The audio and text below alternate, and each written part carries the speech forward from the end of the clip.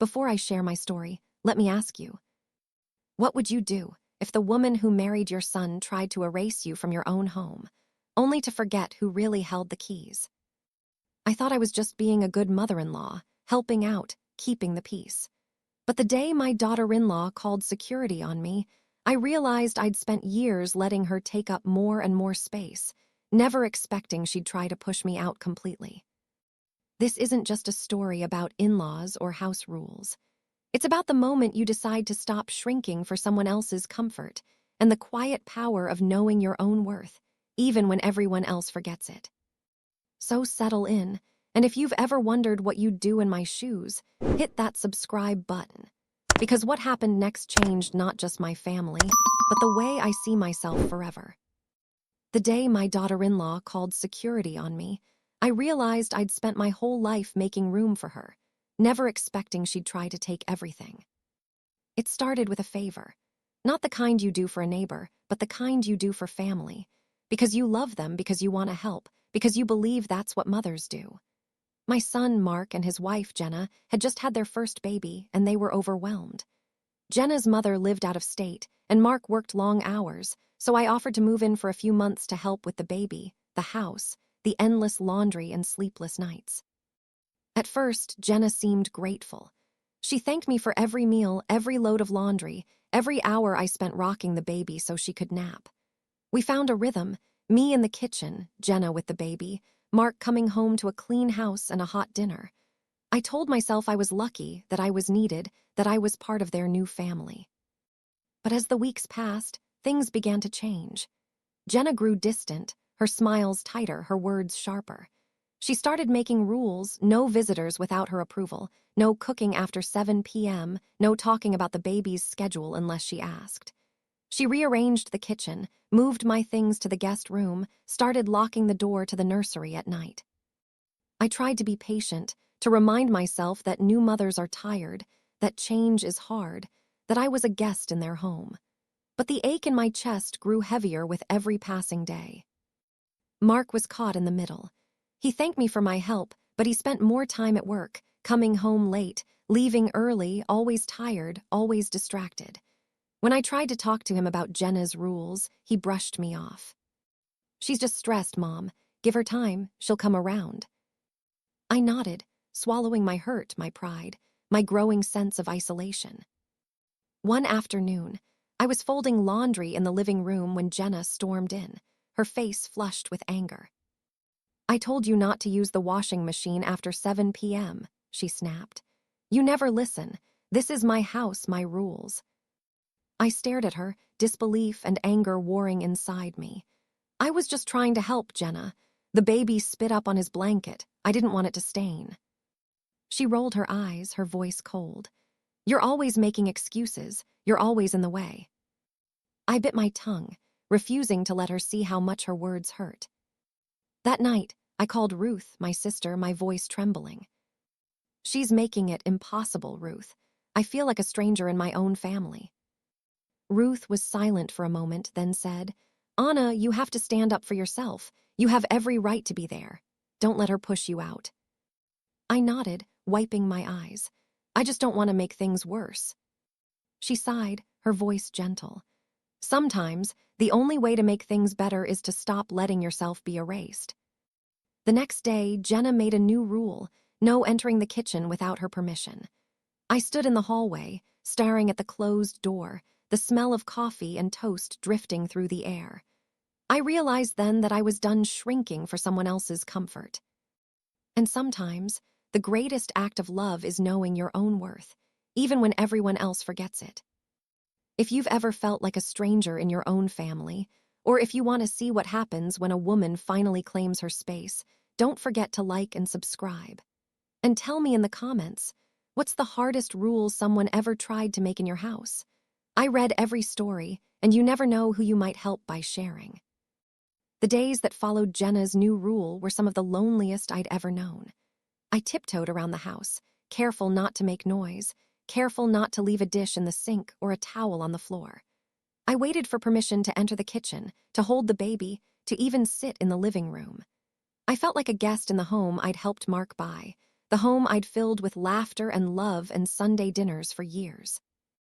I tried to keep busy.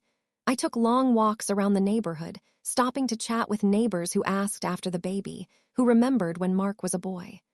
I volunteered at the church, baked bread for the food pantry, read to children at the library. I tried to remind myself that I was still needed, still valued, still loved. But every time I came home, the walls seemed to close in a little more. Jenna's rules multiplied.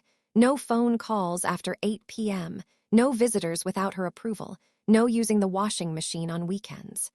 She started locking the pantry, hiding the remote, moving my things from room to room. Mark was no help.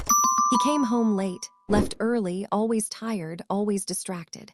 When I tried to talk to him, he brushed me off. "Just go along with it, Mom. It's not worth the fight."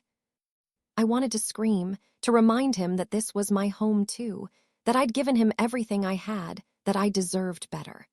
But I bit my tongue, afraid of making things worse, afraid of losing what little peace I had left. One evening, I overheard Jenna on the phone with her mother. "She's impossible, Mom. She doesn't listen, she doesn't respect my rules, she's always in the way. I wish Mark would just tell her to leave." Her words stung, sharp and cold. I wanted to confront her, to defend myself, to remind her that I was only trying to help. But I stayed silent, afraid of making things worse, afraid of being pushed out for good. Ruth noticed the change in me. She called every evening, her voice full of concern. "You sound tired, Anna. Are you eating? Are you sleeping?" I tried to reassure her, but she heard the truth in my voice.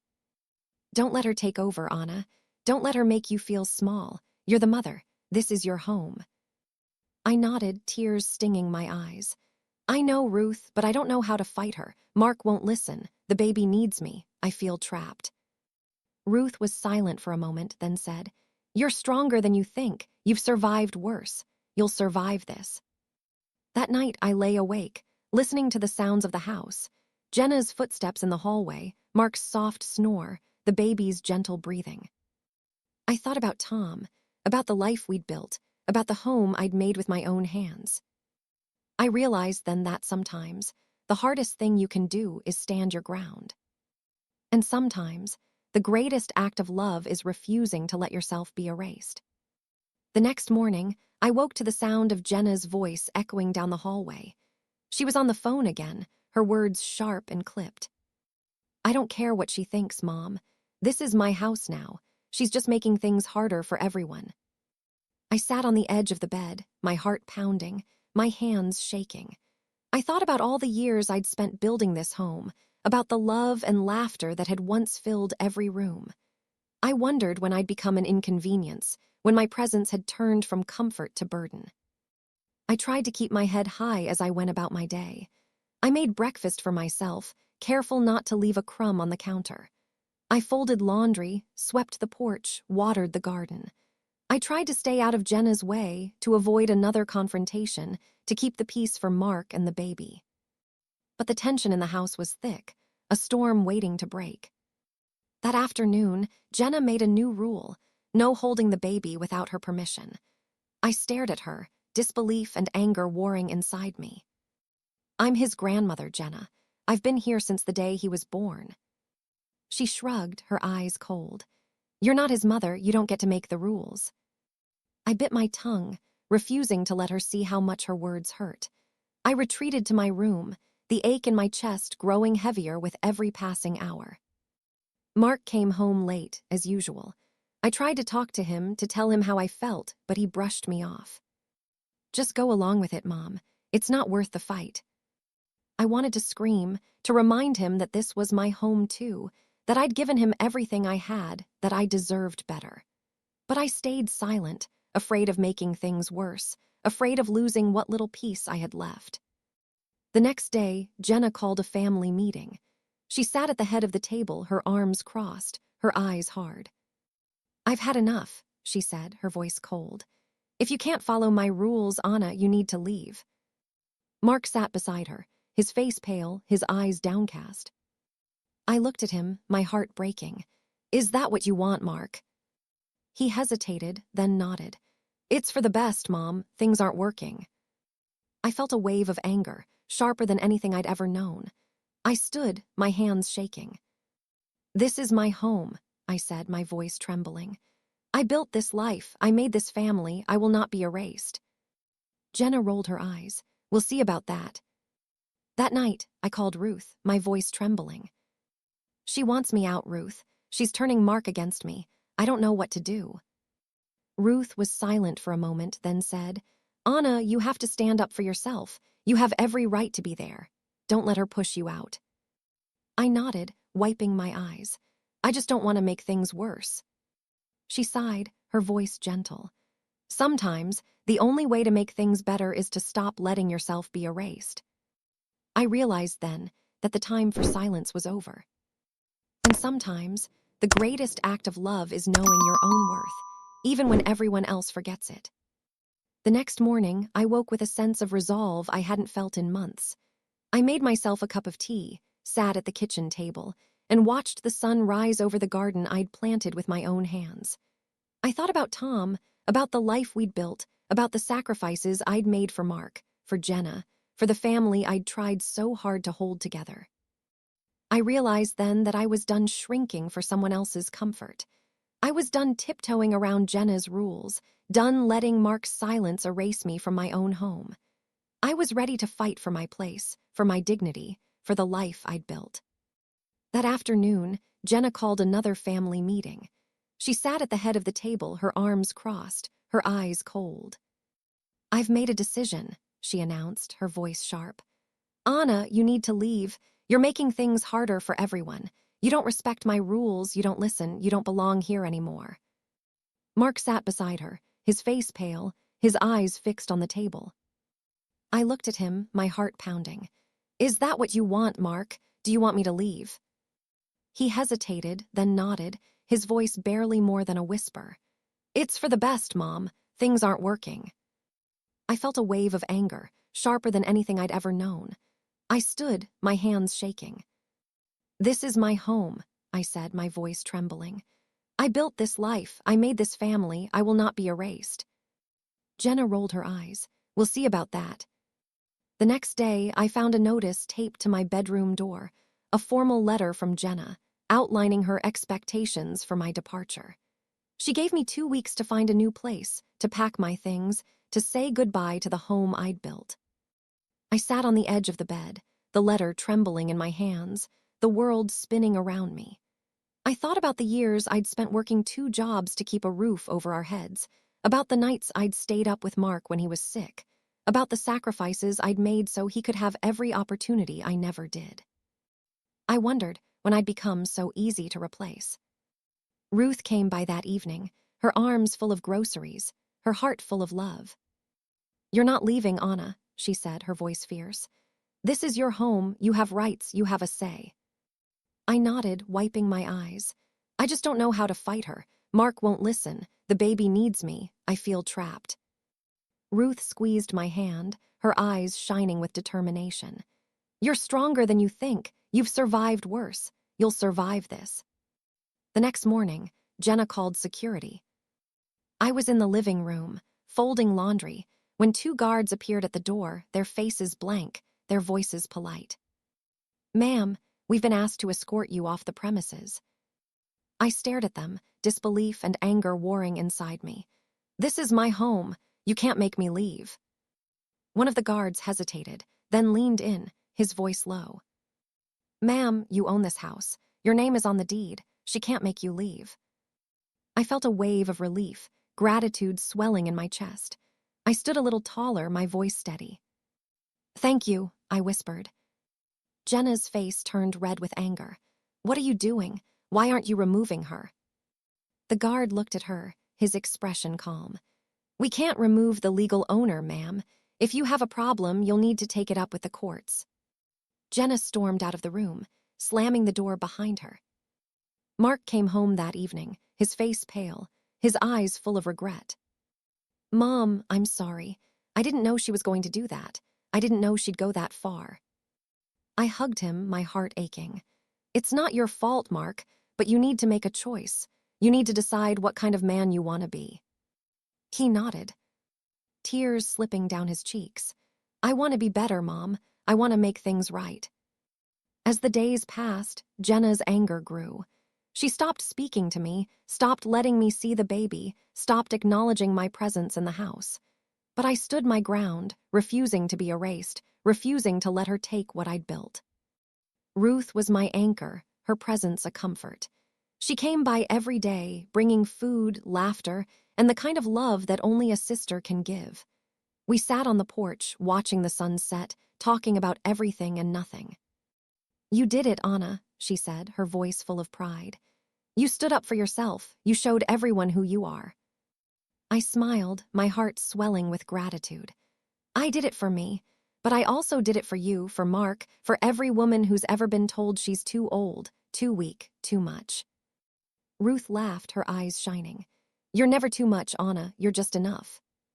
As the weeks passed, the tension in the house eased.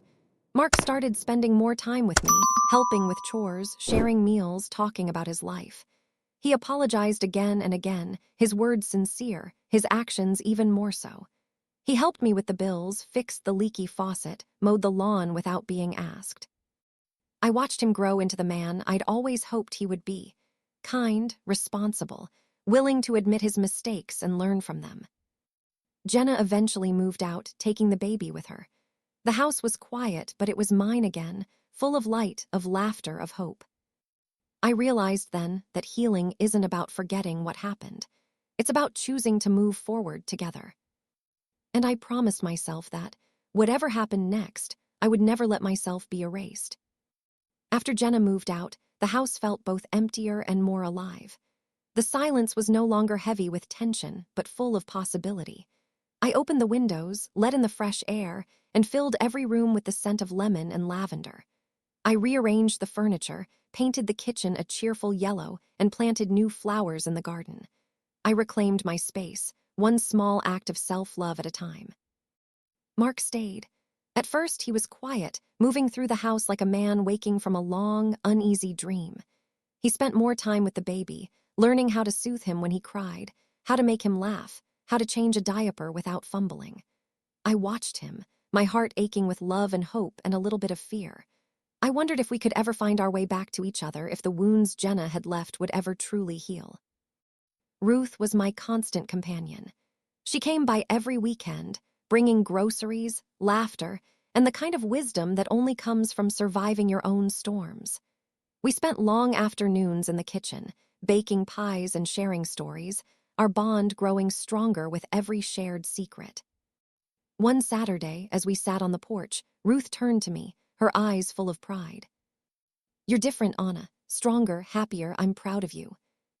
I smiled, my heart full. I'm proud of me, too. I never thought I could survive losing everything, but here I am. She squeezed my hand, her voice gentle. You didn't just survive, Anna. You rebuilt. You found yourself again. Mark and I created new routines, Saturday morning pancakes, Sunday walks in the park, quiet evenings on the porch after the baby was asleep. We talked about everything and nothing, sharing our hopes and fears, our dreams for the future. We learned to trust each other again, to lean on each other, to forgive. The baby thrived, his laughter filling the house, his first steps celebrated with tears and cheers. I felt myself coming back to life, my confidence returning, my sense of self growing stronger with every passing day. One afternoon, as I was weeding the garden, Mark came outside, the baby toddling behind him. Anna, look at him go. Mark laughed, pride shining in his eyes. I smiled, my heart swelling with love. He's growing so fast, I don't want to miss a moment. Mark hugged me, his arms strong and steady. We won't, not anymore. We watched the baby chase butterflies, his laughter ringing out across the yard. I realized then that the home I'd fought so hard to protect was more than just walls and windows. It was the love we shared, the memories we made, the family we built together. Linda and I grew closer, our old rivalry replaced by a new understanding.